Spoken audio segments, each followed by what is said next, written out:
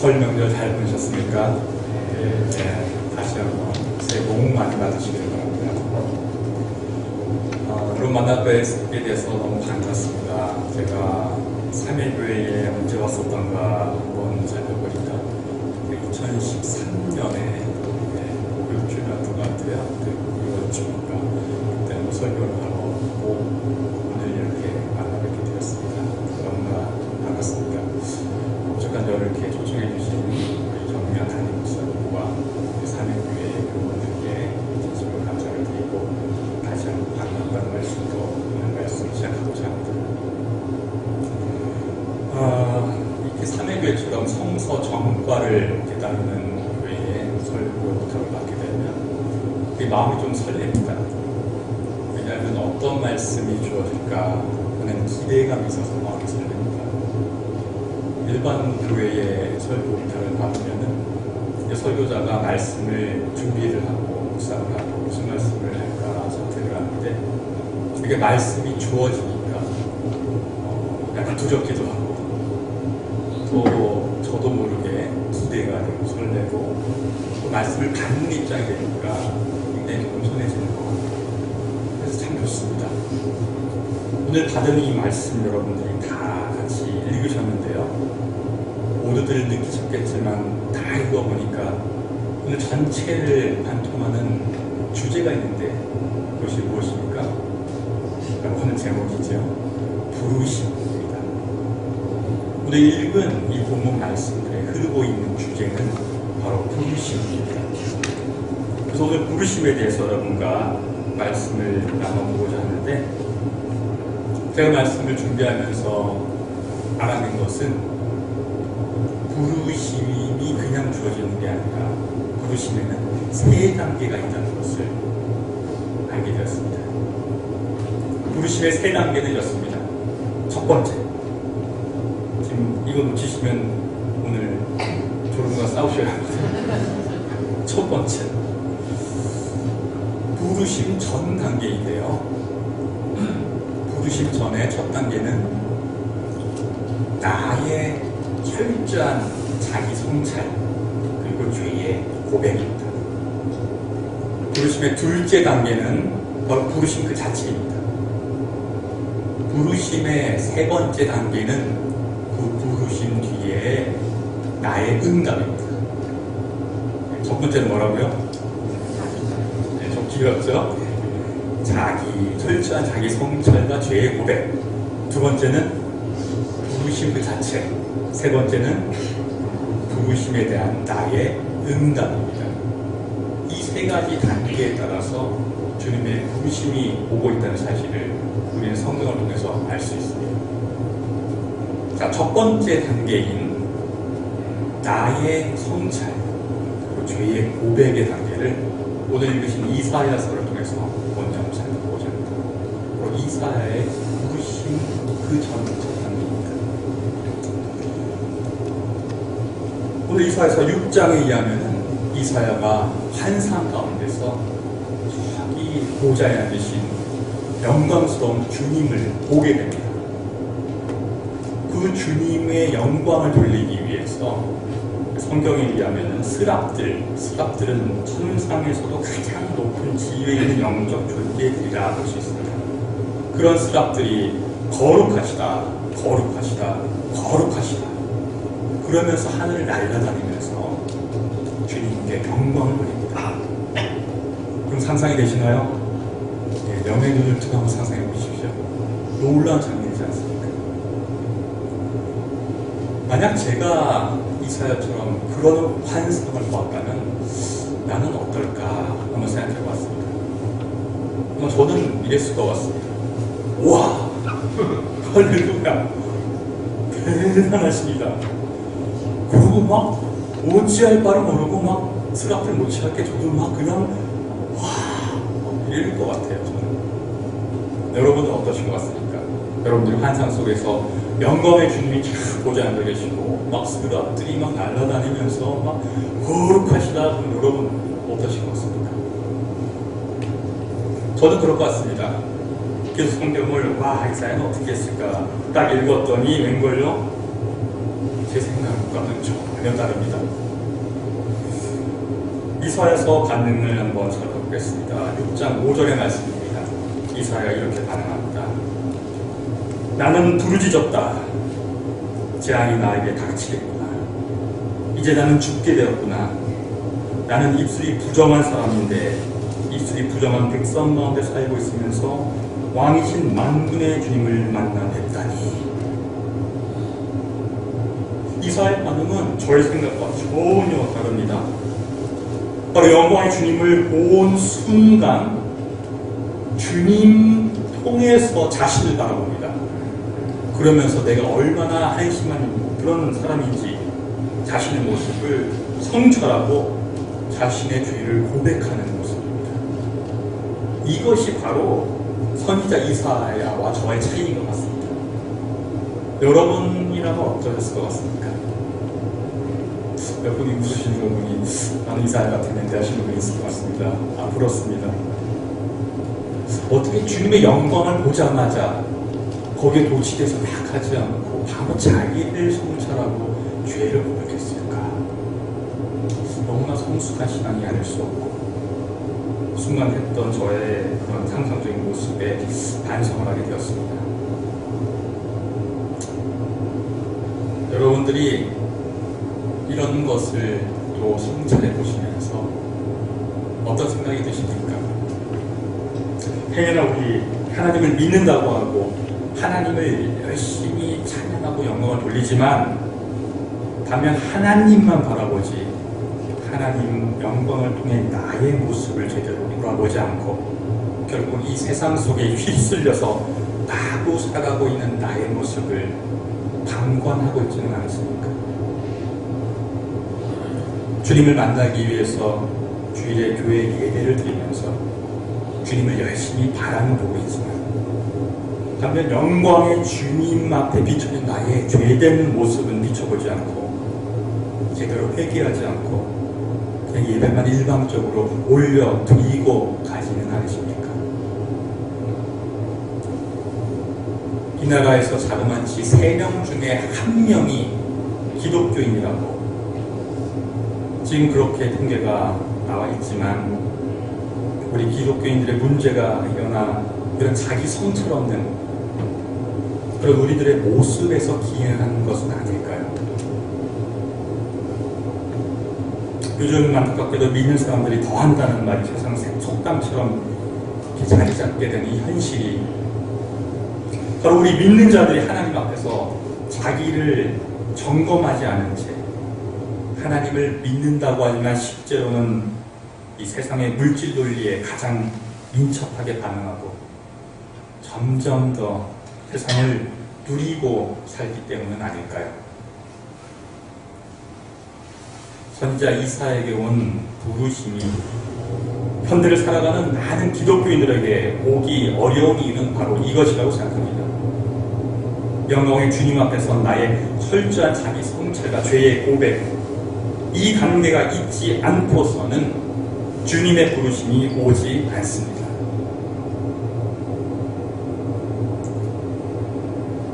다음으로 읽은 고린도전서 15장에서 이 사도 바울의 첫 반응도 부르심 이전에 철저한 자기 성찰과 죄의 고백이었습니다.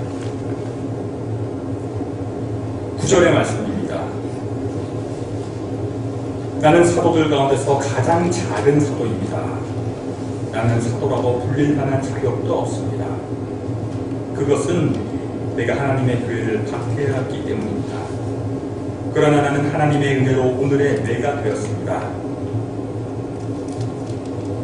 자, 하나님의 은혜로 이방의 사도로 부르심을 입기 전에 바울은 교회를 박해한 자신의 죄를 철저히 회개하고 오늘 말씀처럼 나는 사도라고 불릴 만한 자격도 없다.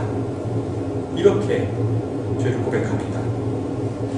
이러한 철저한 자기 성찰과 죄의 고백이 있었기 때문에 주님께서는 그를 이방의 사도로 부르신 것입니다. 다음으로 읽으신 누가복음에 있는 제자들을 부르시는 장면도 동일합니다. 우리는 주님께서 그냥 지나가시다가 어부들 몇 명을 탁 불러서 제자로 탁 삼은 줄로 압니다. 그런데 오늘 자세히 읽어보면 베드로를 부르실 때 부르신 그 다음에 베드로의 반응이 절대 그렇지 않습니다. 이야기는 우리가 많이 알고 있는 이야기입니다. 베드로를 포함한 어부들이 전문가인데도 물고기를 못 잡은 그런 날입니다. 그때 예수님이 나타나십니다. 그러면서 저 깊은 데로 가서 물고기를 잡아오라. 저기 가면 안 될 것 같은데 믿져야 본전이지 않은 마음으로 베드로와 어부들이 함께 깊은 곳에서 그물을 던집니다. 그랬더니 웬걸요? 그물이 찢어질 정도로 물고기가 잡힙니다. 자, 이게 무슨 말씀입니까? 베드로와 제자들이 주님의 영광을 본 것입니다. 이사야가 보좌에 앉으신 그 주님, 스라트레에서 거룩하다 칭송하는 주님의 영광을 본 것처럼 지금 베드로와 제자들이 갑자기 놀라운 기적을 일으키는 영광의 주님을 만난 것입니다. 자, 이때 반응, 아까 저처럼 제 상상처럼 와 대단하십니다 할렐루야 베드로가 이랬을까요? 아닙니다. 오늘의 말씀에 의하면 8절 말씀입니다. 시몬 베드로가 이것을 보고 예수의 무릎 앞에 엎드려서 주님 나에게서 떠나 주십시오. 나는 죄인입니다 하고 말하였다. 이사야처럼 사도 바울처럼 베드로도 영광의 주님 앞에서 철저히 자신을 성찰하고 자기가 죄인임을 고백했습니다. 그러자 주님의 부르심이 임합니다. 그러자 예수께서 시몬에게 말씀하셨다. 두려워하지 말아라. 이제부터 너는 사람을 낚을 것이다. 자, 결국 무엇입니까? 우리가 주님의 부르심을 받지 못하고 느끼지 못하는 것은 영광의 주님 앞에서 철저히 나를 성찰하고 내가 죄인인 것을 고백하지 않기 때문입니다. 많은 분들이 알고 계시듯이 이 한국 기독교의 부흥의 기점을 1907년 평양 대부흥운동이다 이렇게 얘기합니다. 1907년에 평양에서 있었던 그 집회에서 놀라운 성령의 임재가 있었다. 그렇게 기록들이 나옵니다. 당시 런던 타임즈 기사에 의하면 아버지여 라는 말을 하자 밖에서부터 흠뻑 밀어닥치는 강대한 힘의 임재에 압도당했다고 기록합니다. 여기서 중요한 것은 이러한 성령의 임재 속에서 교인들이 했던 것이 무엇인가 하는 것입니다. 무엇을 했을 것 같습니까? 예, 통회 기도를 드렸습니다. 여러분 큰 부흥 집회를 상상해 보십시오. 힘차게 찬양하는 모습, 땀이 나도록 막 박수치고 찬양하는 모습, 할렐루야 아멘 하며 뭔가 막 바라는 기도를 하는 모습, 부흥 강사님이 크게 설교하는 모습이 떠오르지 않습니까? 저만 떠오르나요? 저는 그렇습니다. 그런데 당시 평양 대부흥운동 그 집회에서는 그런 것이 있지 않았습니다. 기록에 의하면 한 명, 두 명 자신의 끄집어낼 수 없는 죄들을 고백하기 시작했다고 합니다. 바로 런던 타임즈가 말했듯이 통회 기도를 드렸다. 자기 고백을 하고 자기를 성찰하고 죄인임을 고백할 때 성령은 강력히 임했고 평양 대부흥운동을 일으켰고 우리나라의 기독교가 전체적으로 퍼지는 놀라운 기적이 일어났던 것입니다. 이것은 무엇입니까? 이제껏 말씀드린 대로 주님 영광 앞에서 철저한 자기 성찰과 죄의 고백이 있어야 한다. 그것이 우리의 삶의 전제가 되어야 한다. 그러할 때만 부르심도 올 수 있다는 사실을 역사가 증언하는 것입니다.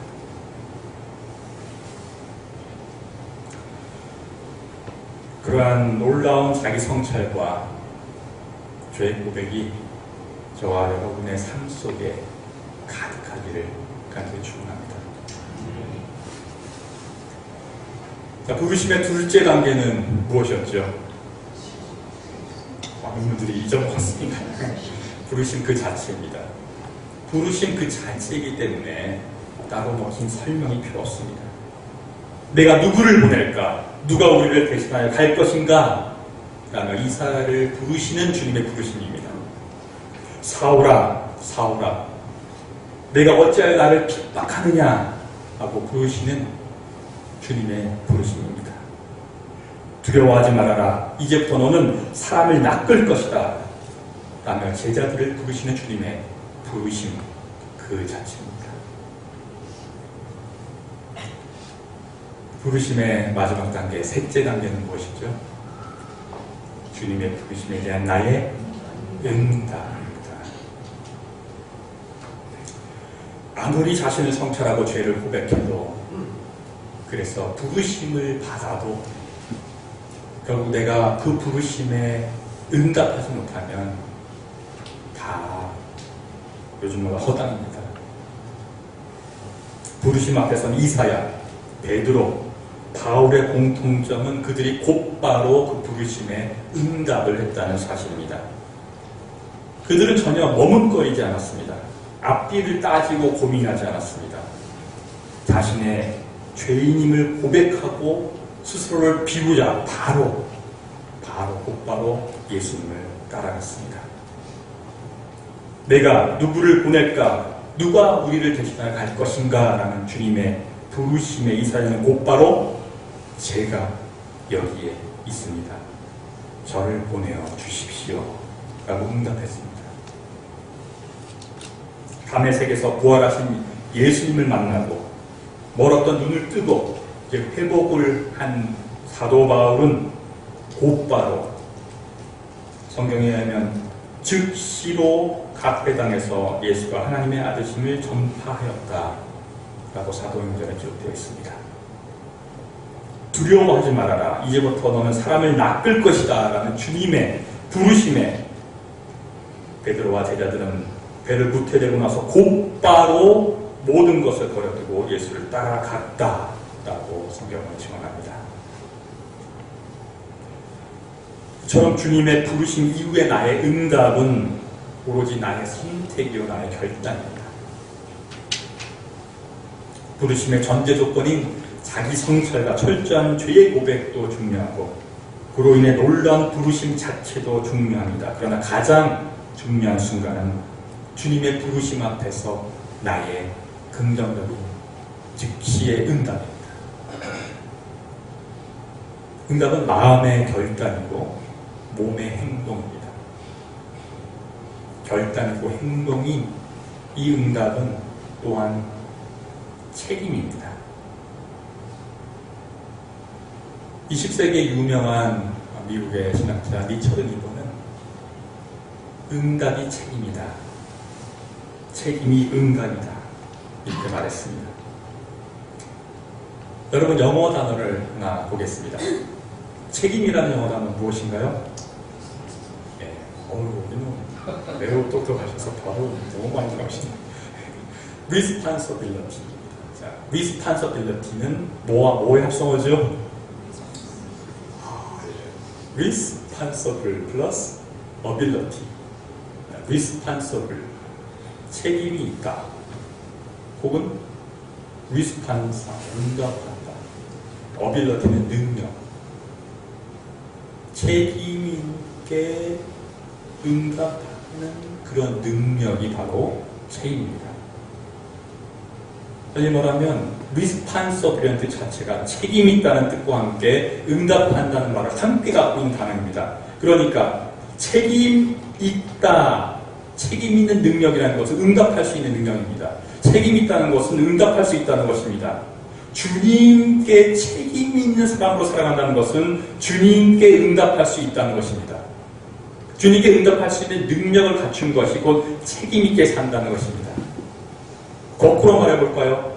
그럼 무책임하게 기독교인으로 산다는 것은 무엇입니까? 주님께 응답하지 못하고 사는 것이 무책임한 삶입니다. 이해되셨죠? 주님에 대한 응답은 곧 기독교인으로서의 책임입니다. 어떤 주님의 부르심이 마음에 임할 때 여러분 책임 있게 응답할 수 있는 여러분 되시길 바랍니다. 이사야, 베드로, 제자들은 바로 응답함으로써 책임 있는 그러한 기독교의 삶을 모험으로 보여주는 것입니다. 제가 방금 기독교인으로서 무책임하게 산다는 것이 주님의 부르심에 응답하지 않고 산다고 말했습니다. 또 현재 사회를 좀 보면 아까도 언뜻 말씀드렸지만 우리 기독교가 왜 어떻게 보면 무책임한 종교로 이렇게 인식이 되는가 안타깝습니다. 현재 무책임한 종교로까지 인식되는 기독교를 이 사회에서 책임 있는 종교로 바꿔놓을 수 있는 길이 있다면 바로 이러한 응답하는 책임 있는 자세가 아닐까.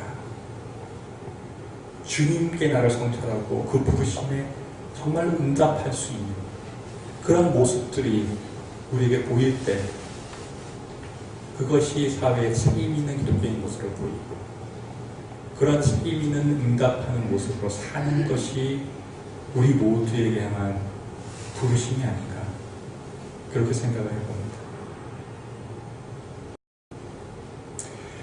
자, 한 가지만 더 살펴보겠습니다.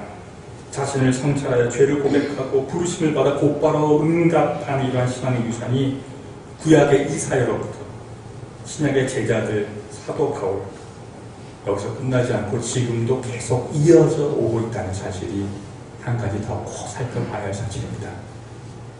예를 들어 종교개혁자 마르틴 루터를 다 아십니다. 종교개혁의 주동자로 몰려서 보름스 대성당에 루터는 불려왔습니다. 그때 성당 뒤편의 제국 회의장에서 황제 카를 5세와 선지우들이 지켜보는 가운데 자신의 오류를 인정하는 강요를 받았습니다. 그러나 마르틴 루터는 황제와 선지우들이 아닌 주님의 부르심 앞에 서 있음을 확신했기 때문에 이렇게 말합니다. 주여, 내가 여기 있나이다. 나를 도우소서. Ich stehe hier.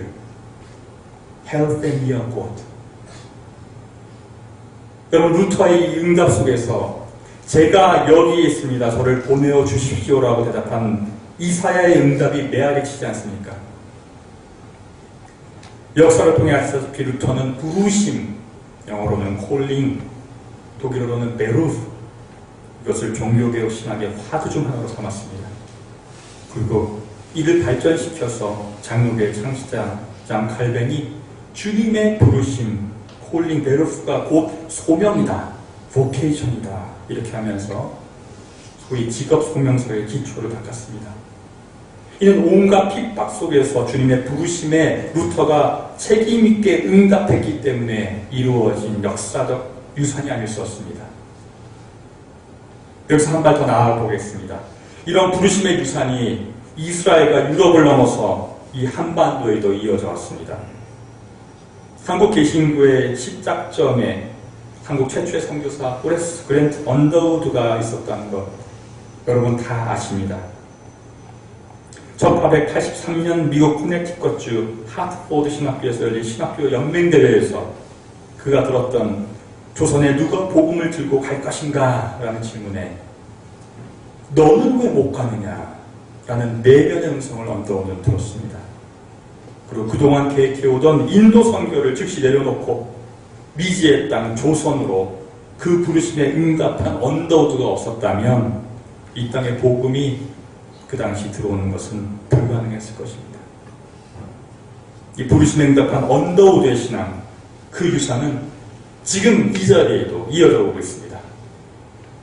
다 아시다시피 배민수 목사님의 하나님 사랑, 농촌 사랑, 이 사랑이라는 이 삼의 정신을 바탕으로 조성된 이곳이 그의 후손들에 의해 연세대학교의 기증이 되었고 연세대학교 3회 캠퍼스가 되었고 지금 이렇게 3회교에서 우리가 예배를 드리고 있다는 사실은 결코 우연이 아닙니다.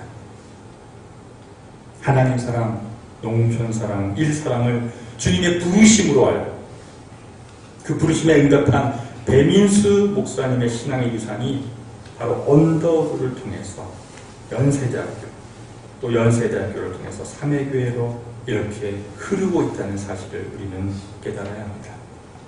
따라서 삼회교회 신앙의 유산은 이 삼회교회 자체의 유산인 것이 아니라 백인수로부터, 언더우드로부터, 루터로부터, 바울로부터, 베드로로부터, 이사야로부터 수천 년의 역사를 통해 이어져온 고귀한 신앙의 유산입니다. 이런 점에서 삼회교회 교우분들은 특별히 이 고귀한 장구한 신앙의 유산을 소홀히 여길 수 없는 부르심 앞에 서 있다고 저는 믿습니다. 그러면 끝으로 이사야를, 바울을, 베드로를, 루터를, 언더우드를, 백인수를 부르신 주님께서 지금 우리 삼회교회를 향해 말씀하시는 부르심은 무엇입니까? 10초 동안 생각할 시간을 드리겠습니다.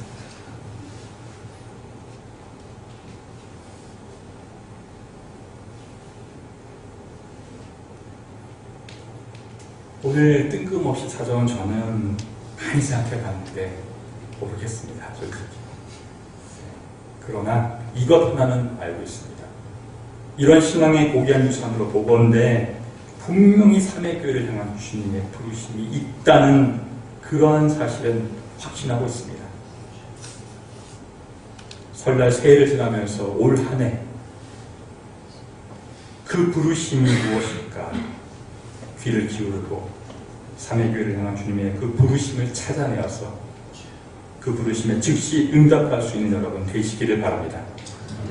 물론 그 부르심을 듣기 전에, 응답하기 전에 첫 단계 영광의 주님 앞에서 나를 성찰하고 나의 죄를 철저히 고백하는 이 부르심의 첫 단계를 설날마다 영광의 주님 앞에 선 책임 있는 나의 첫 번째 응답으로 실천하시기를 간절히 축원합니다. 함께 묵상기도 마치겠습니다.